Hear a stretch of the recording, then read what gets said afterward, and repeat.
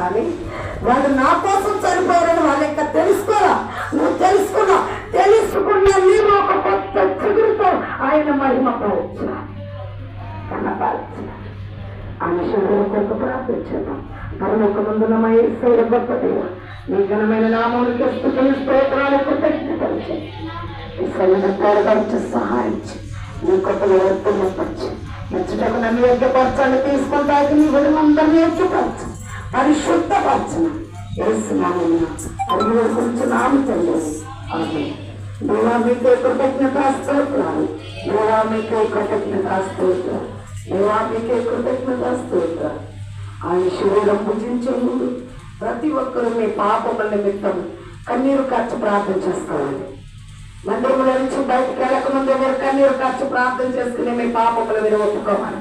అయోగ్యముగా తీసుకుంటే ఎవరు అయోగ్యముగా తీసుకున్నారు వారి ఉడికిని శాపగ్రస్తులను, కొందరు మృతులై ఉన్నారు, కొందరు రోగులై ఉన్నారు అని అపోస్తులైన పౌలు దేవుడు నాకు అప్పగించిన దానిని ప్రభు వలన పొందుతుని ప్రభు అయిన యేసుక్రీస్తు ఒక రొట్టెను పట్టుకుని కృతజ్ఞతాస్తుతులు చెల్లించి దానిని విరిచి వారికి ఇచ్చారు.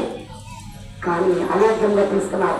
ఇది యోగ్యం, ఇది ఆయన శరీరమే అని తీసుకున్న వాళ్ళు క్షేమంగా ఉన్నారు. ఆయన శరీరం అని తీసుకొని వాళ్ళు రోజులయ్యారు, కొందరు మృతి చెందారని వాటిని స్వచ్ఛంగా సలిస్తున్నారు. అలాంటి సందర్భంగా మనసులో పెట్టుకొని నేను అయోగ్యముగా తీసుకోవద్దయ్యా, నన్ను క్షమించని కన్నీరు కార్చి ప్రార్థన చేస్తూ ప్రభువైన యేసుక్రీస్తు శరీరం ఎంతకు వస్తుంది.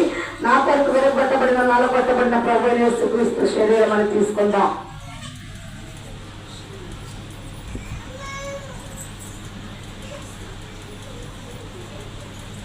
సహోదరి ప్రభువైన యేసుక్రీస్తు శరీరం ఎదురుకు వచ్చింది.